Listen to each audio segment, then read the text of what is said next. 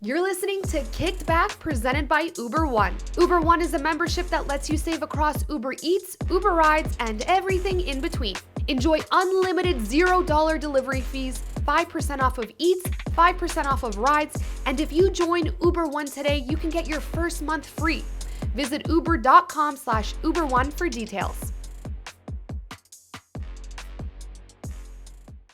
What's up, everyone? On this episode of Kicked Back, presented by our friends Uber One, we have Max, the founder of Offside Creative. Max, what's up?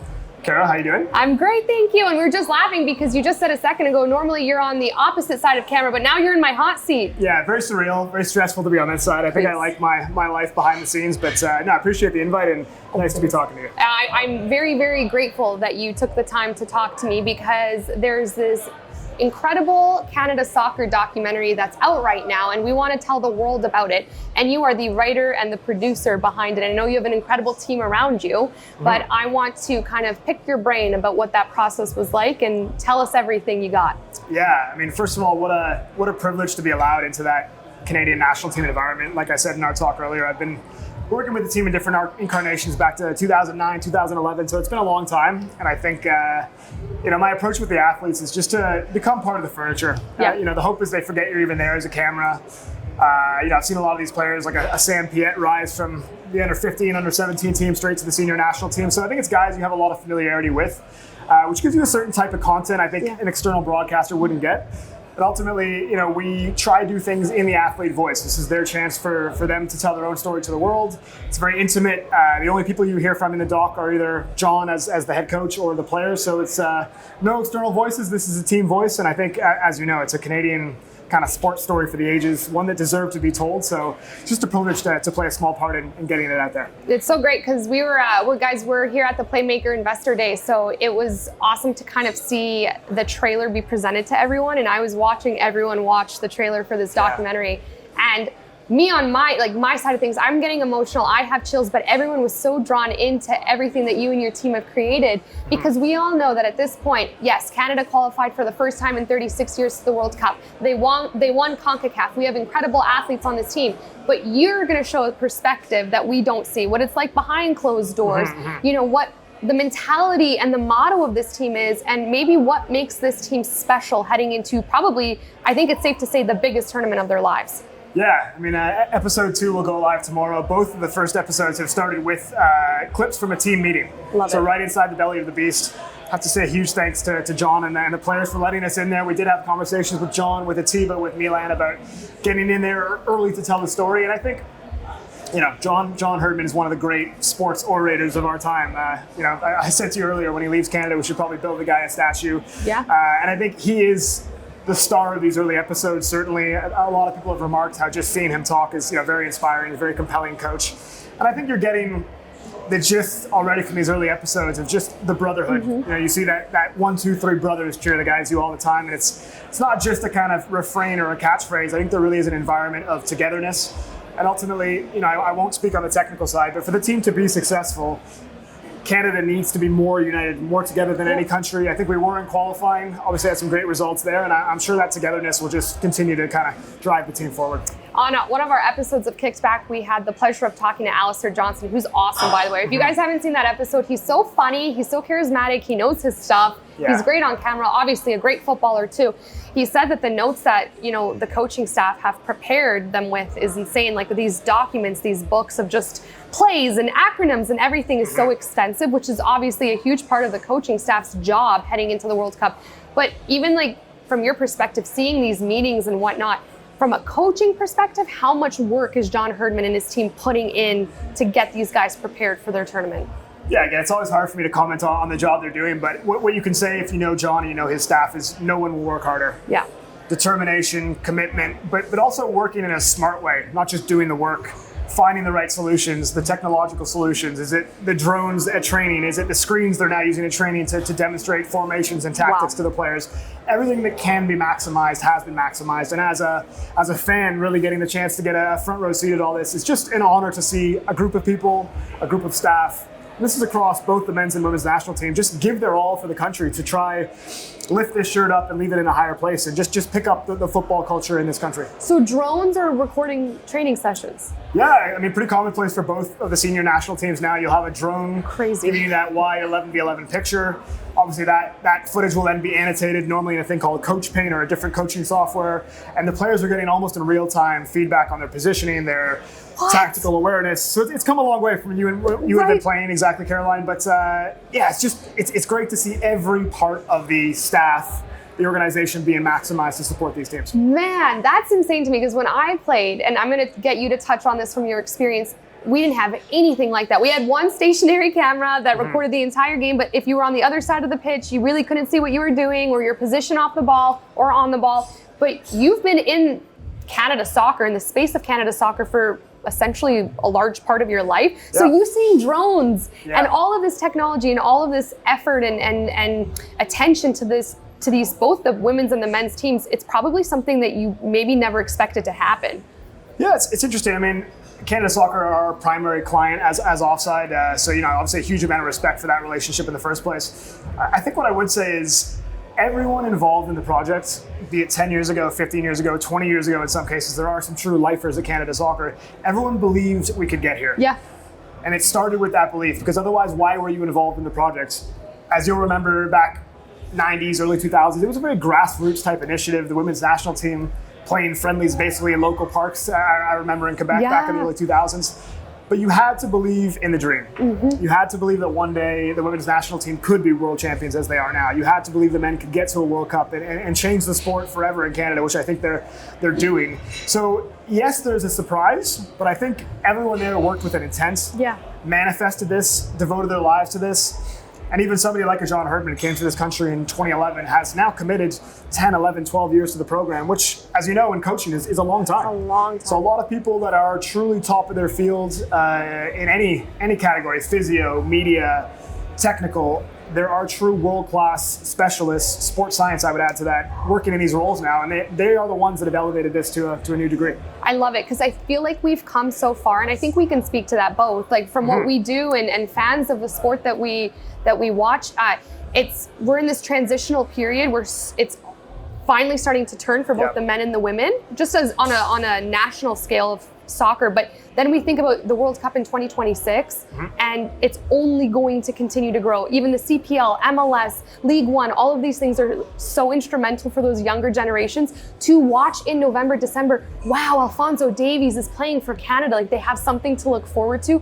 Wow, Christine Sinclair, Julia Grosso, it's just so exciting for those younger generations, which at some point, and this is not a Canada soccer thing, it was the state of the sport in Canada. We didn't have that to necessarily always look forward to. Yeah, it was very different. I mean, I was probably one of the few that did. I was very invested in Canada soccer. Love it. Even as a kid. I have to give credit to my English dad. I think he did what a lot of immigrant parents didn't do at the time, which is say, no, you're from this country, this is your national team, go and support them. And we did, like I mentioned earlier, we went up to the old varsity stadium when it had the cinder track and the concrete was crumbling, and we would watch Canada play, and even the Toronto Lynx, the throwback. I was on that team. I vividly remember watching Dwayne De Rosario play for the Toronto Lynx. And so I did have heroes. I did when I moved to England to play university football. I remember getting ready for trials, and I would be trying to emulate Julian de Guzman and Atiba Hutchison, who I've now had the chance to work with, and what an incredible journey that's been.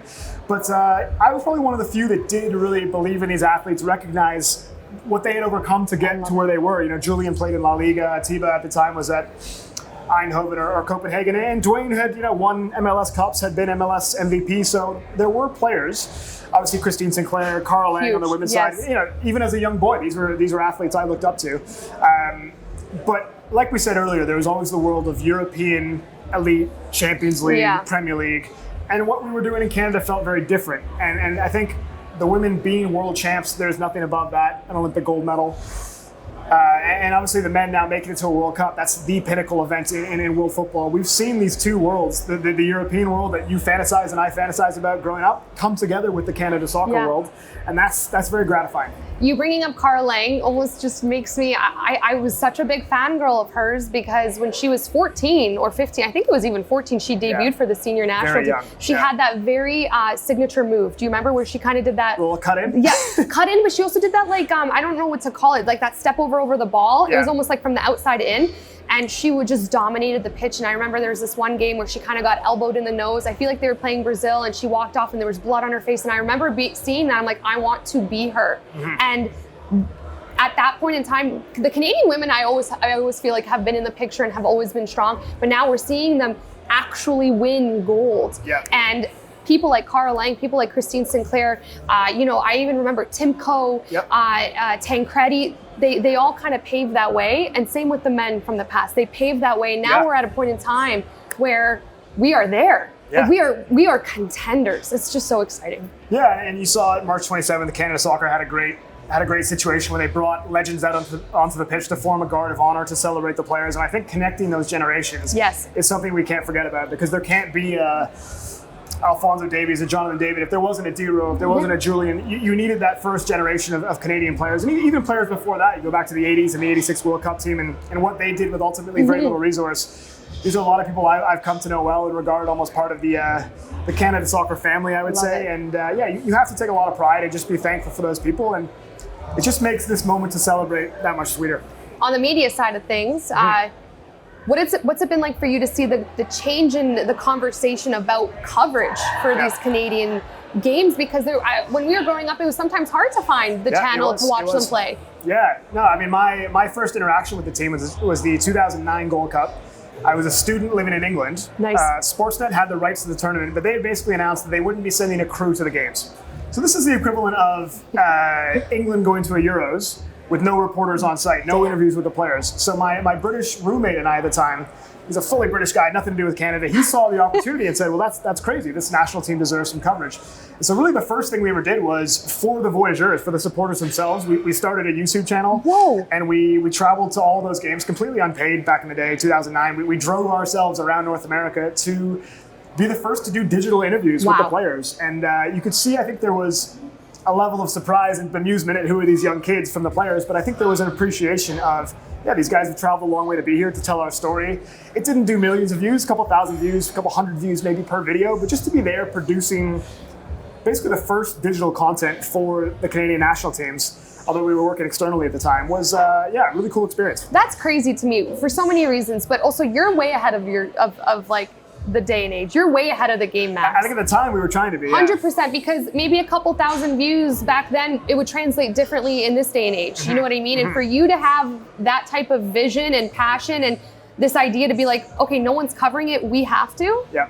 Good for you. And did it all start there for you? Yeah, it all started there. That was the Unreal. very first interaction. And I think it's what you said about, as a young female player, you had Cara Lang, you had Christine Sinclair. I recognized that I was in the niche that looked at these Canadian players with such admiration, but most of them just didn't know about them. Because Julian de Guzman, if you weren't really plugged into the Voyageurs message boards back in the day, you might have not known these guys even existed. And I think that was the motivation, was these guys are here. The 2007 Gold Cup, they'd made it to the Final Four. They'd been knocked out on a dodgy call against the Americans. And so we knew the team was good. Stephen Hart was doing a great job with the team. Wow.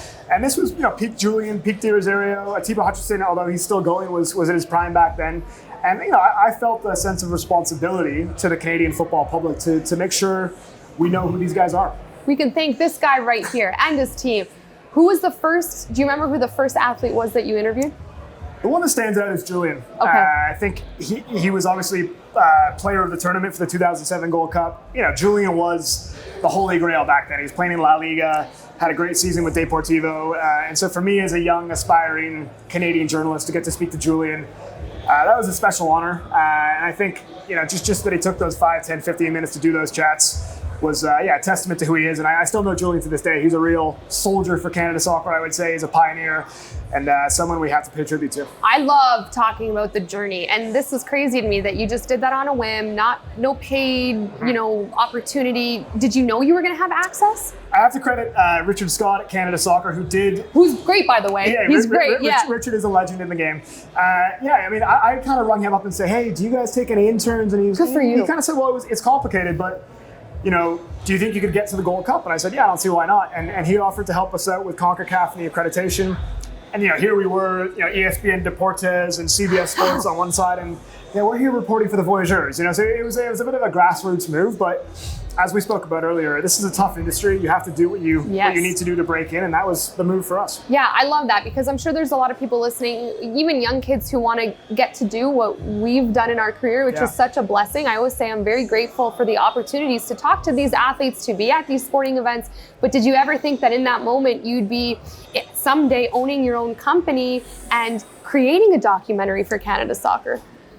I think it's like what we said earlier. There's always that belief that it was possible. If you don't have that belief, then you're starting from the wrong place. So there was a core belief that we could, as a soccer nation, grow to do these things. There was a lot of obstacles at the time, and I will be honest that I was fortunate enough to be part of the qualifying cycle for Brazil and Russia. And when those campaigns end in heartbreak, that takes time to recover. I remember leaving the Russia campaign and feeling that Atiba Hutchinson would probably never get to play at a World Cup, and going back to West Ham in England and just feeling demoralized for the country, for the guy that as a collective nation we hadn't been able to make that happen. So I think, like you said, it's a privileged position. It's taken a lot of hard work, a lot of sacrifice. I mean, I think I've relocated 5, 6, 7 different cities in my professional career.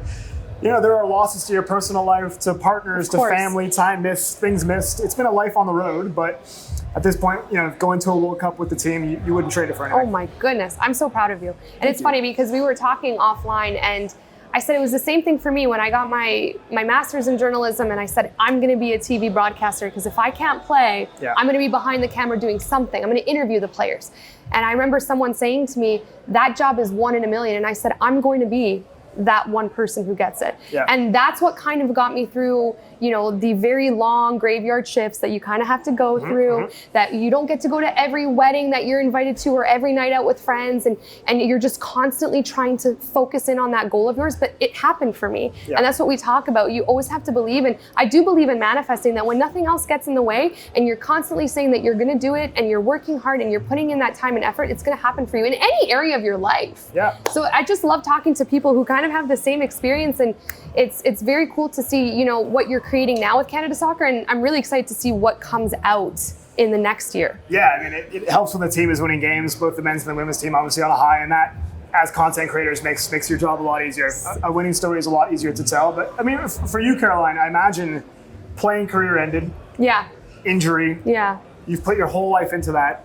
That must have been challenging. What was it like coming out of that and refocusing towards, the business world, the media world, and that whole venture? It's such a good question. I remember that when I found out that I couldn't play anymore, I had my last year of collegiate soccer left, and then also potentially national team camps to go into for the Rio Olympic Games. And when I found out, when the surgeon came out to me right after surgery and said, you can no longer play anymore, or you'll be walking with a cane for the rest of your life. I'm 23 years old. It hit me like a ton of bricks. And that's probably the first time I was introduced to depression, to the loss of identity, to this is something I did for my entire life. I get goosebumps talking about it right now. What the hell do I do now? And I look back on it now at the age of almost 31, and I say, thank goodness this happened, because it pushed me out of my comfort zone. So all Caroline knew as a young girl was play soccer every day, work on your left foot, go out of practice early and hit diagonal balls and be the best soccer player you can be. But I've never thought about what else I could do. So I'm like, okay, I'm gonna get my master's and I'm gonna be on TV. And everyone said to me, how is that possible? Because you don't like to talk, you're shy. I was very introverted, which I still am to this day, which you'd never know now. And I'm like, this is, I'm going to change this. This is something I want to do. And now all of a sudden, you look at me, 12 years later, and I've figured out a completely different side of me. And I know now not to equate my identity with my work, right? I figured out who I am in that span of time. It will never be soccer. It will never be, a broadcaster. It'll never be a host. It will just be Caroline. And separating that and learning that, and being grateful for the experiences I had as a soccer player, and now in this side of my career, I wouldn't trade it for the world, but it was easily the most difficult thing I've ever gone through in my life, but the thing that I might be the most grateful for. I imagine very scary. I think that kind of growth where you're letting go of a whole identity. You were very established in that field. You're obviously a very good player to be looked at by the national team. So I think to leave something where you had so much comfort and so much success to go into something where you're starting from the bottom, it's a big daunting challenge. And I mean, it seems like it's going well, so huge congrats. Thanks, Max. You ask all the right questions because you're making me sit here and go back, and it's true. for me, the sport in itself was like a safety net, right? Yeah. When I necessarily didn't have the most friends, I'd go to practice and have a group, a family, a team, and then I'd go on the pitch and I'd feel like, wow, I'm really good at this. This is where if I don't talk a lot, or I'm not the most outgoing person, this is where I get to let my personality come through. Yeah. So it's just very cool how that happened for me. Yeah, and that's for me. That's you were a footballer. The frequent question I come back to is, well, why do you spend your whole life doing soccer? And there's a lens to look at that and go, okay, well, it's quite a juvenile thing. It's a kid's game. You should be doing something more business focused, or medicine, or law, or something. But we live in a very complicated world, a world that is kind of subtly corrupted by a lot of different corporate influences. And I would say that soccer exists as a sanctuary. Any sport does, but for me and for you, football being the passion. When you walk across that white line, it's you versus your competitor. Yeah. There's no belonging to the country club. There's no your dad had a BMW. There's no connections. Exactly. It's what can you go out there as a human being and produce versus another human being. And that's a meritocracy. And I think kind of sociologically, humans like a meritocracy. Yeah. They like to know that this person earned that position. They like to look at an Alphonso David, a Jonathan David, and say, this person overcame a pretty tough upbringing to get to where they are. And now they've obviously got an abundance, which is great. And people identify with that story. So I think you've kind of identified that people love that sanctuary that is sport, it's just a true meritocracy and giving people a true sense of having achieved something great. I love it. And we're both in a great position where sometimes we have the pleasure and honor to tell those stories. Yeah. And nothing makes me happier than when I come out of an interview and I'm like, wow, I learned something today about someone's story, and I also felt that emotion. Yeah. That's what makes this job, I think, extremely special. Yeah, it's the identification of emotion. I think content now is very complicated. You talk about vertical videos, captions, TikTok, Instagram Reels. For a content creator that I'm probably a bit old school by now, in the sense that I wanted to make long format documentaries and long sit down interviews. And it's a little bit of a question of how do you bring that emotional meaning to even these bite-sized nuggets. But I still use that as a guiding principle for everything we do. Did this make me feel an emotion? Did the hairs on the back of my neck stand up? Did I have a little tear as I was editing it? And when you're dealing in things that are so aspirational as trying to get to a World Cup, trying to win a gold medal, if you don't feel that emotion, you're in the wrong industry, you're in the wrong game. And I think we get a sense of it from the players, as you'll know, playing for the national team, how much it means to them. Yeah. Life's work wrapped up in this. And if you can't make the fans feel that connection, then you're doing something wrong. So I think that emotional connection is critical. What is one moment you can think of where you had an emotional connection to the moment when you were filming this documentary? A very recent one was Stephanie Labe was retiring. Okay. And we were just doing our regular in-house kind of goodbye feature, as we would do for any player. Obviously, Stephanie had this momentous rise and amazing penalty performance and helped Canada win a gold medal. And I was kind of setting up in this hotel conference room as you're sticking up the lights and the tripods. And then Stephanie came in, and my first question was very simple. I think I said, Stephanie, this must be very emotional. How are you feeling about it all? And instantly, just tears for her. And it was kind of just a moment where I was so focused on the task of the production task, and we got to turn this edit around for the game tomorrow. And then you ask this person, what's it like saying goodbye to the game you love? Is this not the hardest thing you're ever going to have to do? And the tears come out. And I think I probably had some tears at the time. We laughed. We completely paused the recording, and then we got back to it. And I think just to see somebody like Stephanie, the passion they have for representing the country, and it's hard to put into words, but it's a childhood dream. And watching people live out these childhood dreams, and you and I, our own way now, get to be part of this childhood dream. There's something about realizing that just twangs that little emotional nerve inside of you. Hard to put into words, but you feel it, and I felt it in that moment for sure. What was your childhood dream?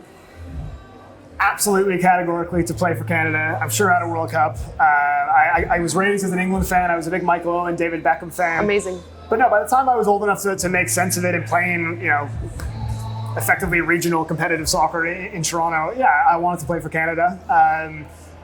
Obviously, I didn't get anywhere near close enough to that to even be able to talk about it. But I knew when I was in England doing my undergrad communications degree, you may have well have called it a football degree, a soccer degree. All I wanted to do was soccer. I didn't know how I was going to find my way into a very competitive business. But I knew that Canada soccer was always going to be close to my heart. So to have the ability to be sitting here 10, 15 years later, I think a couple hundred matches worked as staff for the teams.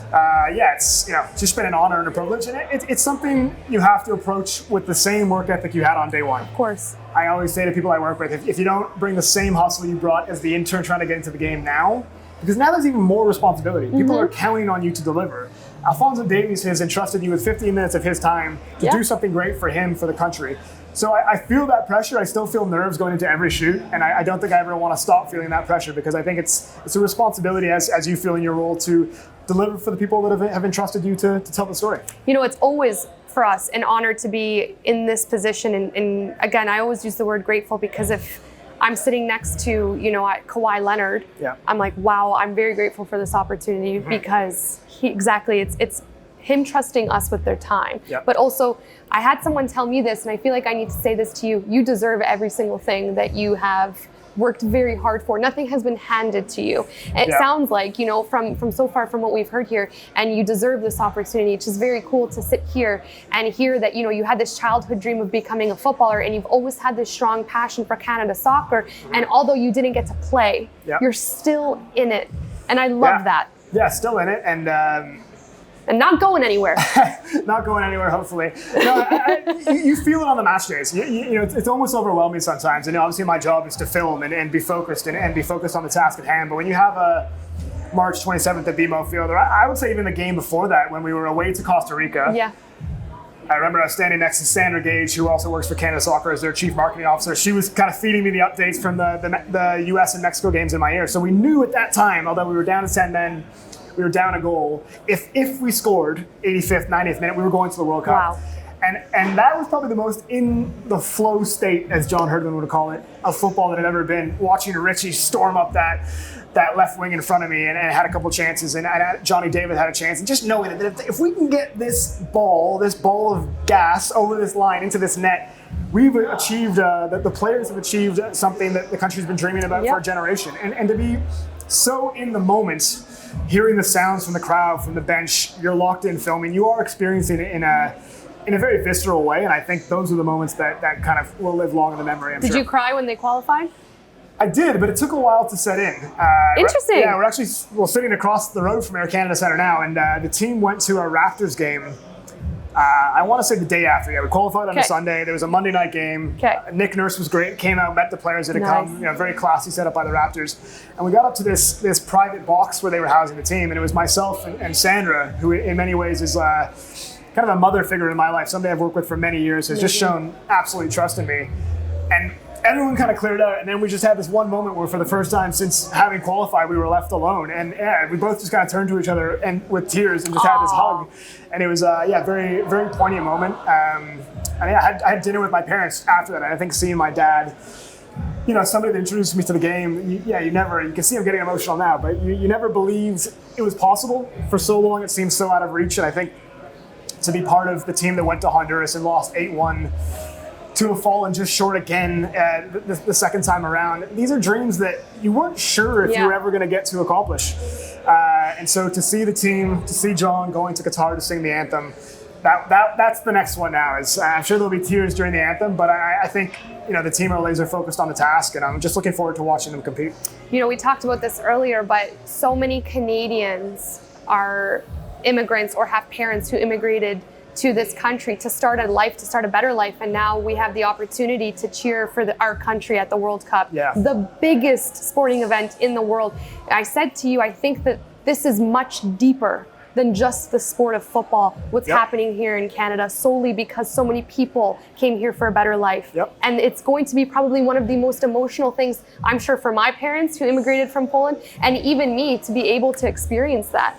Yeah, it's a real full circle moment. I think somebody like your parents would recognize when I left Poland, the national team was everything to me, and the country would stop when we played at the World Cup and come together. And they came to Canada, and there was probably a mild sense of disappointment, apathy that we weren't able to recreate that. I know, you think of the 2010 hockey team winning the gold medal. Well, there have been moments of Canadian sporting unity, but as we spoke about earlier, for you and I, there's no sport that can bring a country together like football. And it's because it's what the world values as the global currency.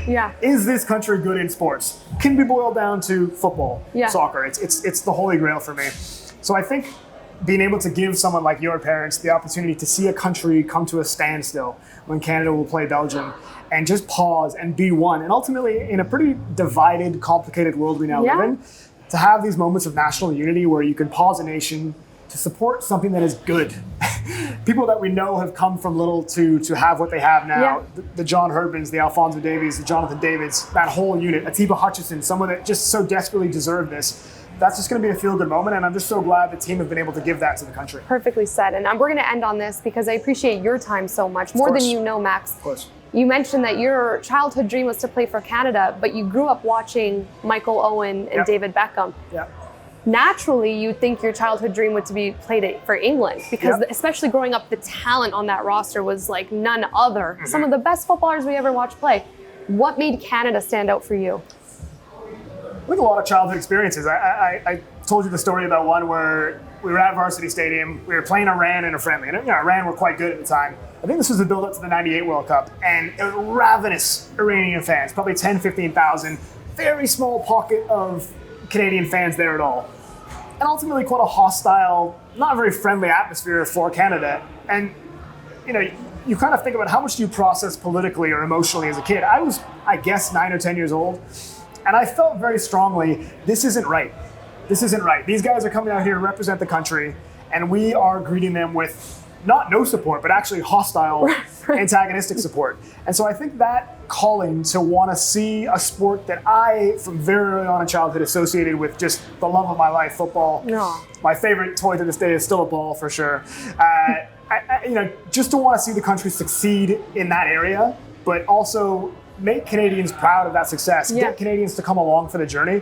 And when you boil it down to what have I been trying to do all these years, why have I been running around with a camera trying to tell these stories, it's just trying to represent the hard work, the effort these players and staff are putting in the hopes the country might see that and might find something to kind of emotionally attach themselves to. I love that. It's funny, you bring up a soccer ball being your favorite toy, brought me down to this memory. When I first started playing soccer, I was 10 years old. And my mom surprised me with this like stuffed soccer ball pillow. And if you saw it today, there's like probably 3 little stuffy parts left, and it just looks like a deflated ball. But I've had it for over 20 years, and I will never get rid of it because just of the hardcore passion and obsession I have for the sport. Anything I can hang on to that reminds me of my childhood and what made me fall in love with it, I keep. And it's such a simple object, the ball, but it's interesting that as a child, you obviously were able to identify there's something about this ball that means more. I mean, you'd probably heard the crowd in the back as your dad was watching the games, and you knew that this ball kind of occupied this very important position in this worldwide circus of a sport that means a lot to a lot of people. And that was probably part of what gave you that childhood attachment to this object, and you've carried it to this day as... When I'm on a Zoom call or on a call, I'm dribbling a ball around my house to this day. It's just something I do intuitively.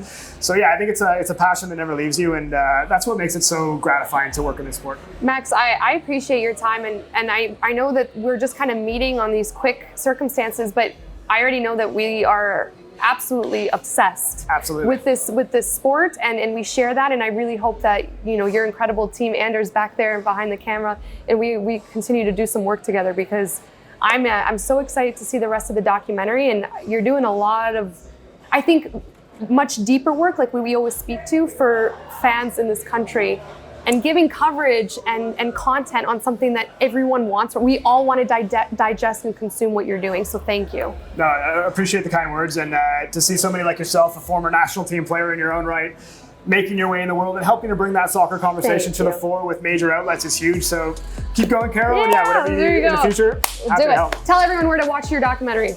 Canada Soccer YouTube channel is where to watch the doc. I know the players and staff would love to share their story with the country, so if you guys can tune in, that'd be great. All right, everyone. Thanks for listening to this episode of Kickback presented by Uber One.